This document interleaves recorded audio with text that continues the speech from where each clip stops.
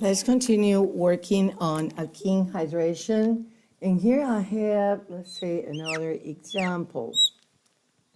So in this reaction, let's continue doing the same thing. Let's say we're working under acidic conditions, so I have hydronium.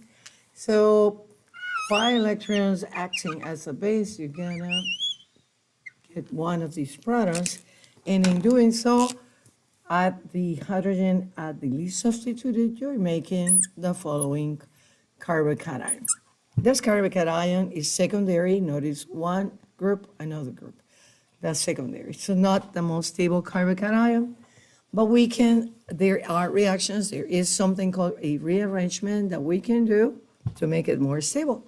So at this carbon, I drew a hydrogen to complete all the valences. We know metal, metal, we need a hydrogen. So we're going to do a 1,2 hydride shift. Hydride shift. That is a rearrangement. The hydrogen will move with the electrons, and you're going to form the following structure. Since you're transferring the hydrogen over there, now you're putting a positive charge here. And that is a tertiary carbocation, more stable. What that does is after you form the carbocation, we will have the nucleophilic attack. And what is a nucleophile under acidic conditions? Say that you have worked with diluted sulfuric acid, which is a typical hydration condition. Under that, we know that we have hydronium and water. Water is my nucleophile. So you're making alcohols in this reaction. And so after the nucleophilic attack, over to that carbon, you're going to end up with this alcohol. And the secondary carbocation, so I'm not drawing the hydrogen this time, you're going to have this. But now since the tertiary carbocation is more stable, the major product of this reaction is this. Coming, so major. But notice that every time when we have an intermediate such as this, the carbocation, this is minor, which can rearrange, it will, in this process, is actually irreversible. This is going to lead you to the formation of the major product. I'm going to do another example of that. So another hydration reaction. And this time I'm going to be using, illustrating another type of rearrangement. Okay. Get this erased quickly. All right, so next structure that I'm going to have here. Have it on my paper. Okay, metal, metal, and a double bond. Okay, so now I'm treating that. I'm doing the hydration, same conditions. And I know I'm going to have hydronium. And so pi electrons getting the hydrogen, electrons going back to the oxygen. And there is, in this case, notice that the 2 carbons had only one substituent. So I'm thinking about what carbon is more substituted or less substituted, they are the same. So, but I'm going to make one carbocation here, adding the hydrogen here and making the carbocation on the other side. But you could actually form the other carbocation as well. But I want to illustrate something here. So I'm going to add the H here, and that will lead to the formation of these carbocation. This carbocation is secondary. So now we analyze and see if we can rearrange that, if that rearrangement is possible. And it is. Notice that you could do a, say, 1,2, this time methide shift. That is the metal group moving with the electrons. When I do that, I'm going to create the following structure. So here, one of the metals is going to go here, and the other is going to stay here. And I am making this a carbocation. Now notice here you have 1, 2, 3 substituents. This carbocation is tertiary, so it is more stable. That should lead to the major product, so an alcohol after your nucleophilic attack over here.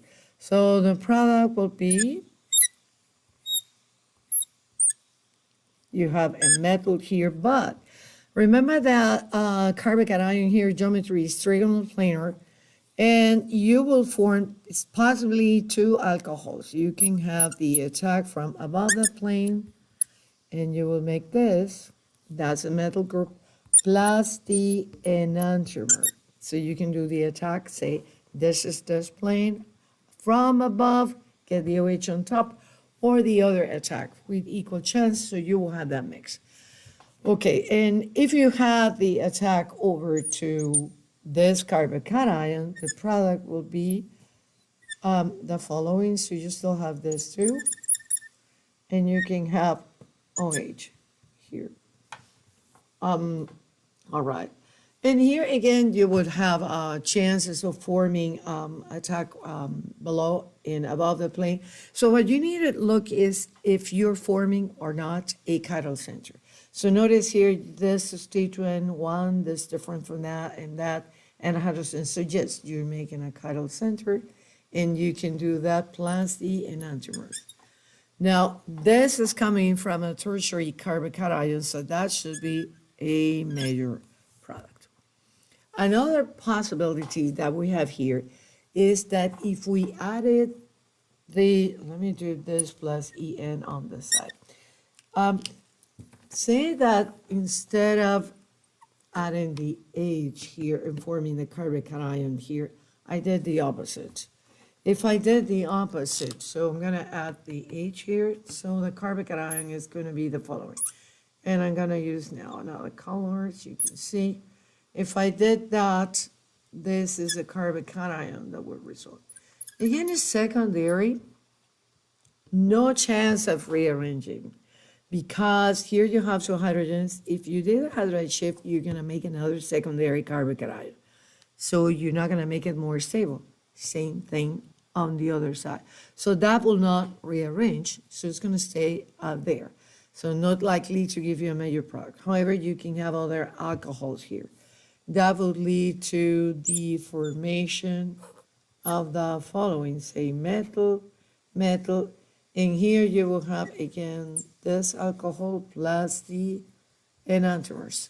But from all of that products, this is likely to be your major product, because after, if you did, say, transfer the hydrogen here, and that's your carbocation, after rearrangement, this is the more stable, and so you will have the alcohol at that position. But again, remembering that the carbocation geometry is trigonal planar, that means that the nucleophile can attack from above and below the plane if this is the plane of the molecule. So you will have a mix of enantiomers. So I'm gonna box that, that's my major product, that one. And we have other possibilities. So, but that actually is gonna help us understand why do we need another experimental condition if we want to prevent rearrangement. And that will be a topic of another video.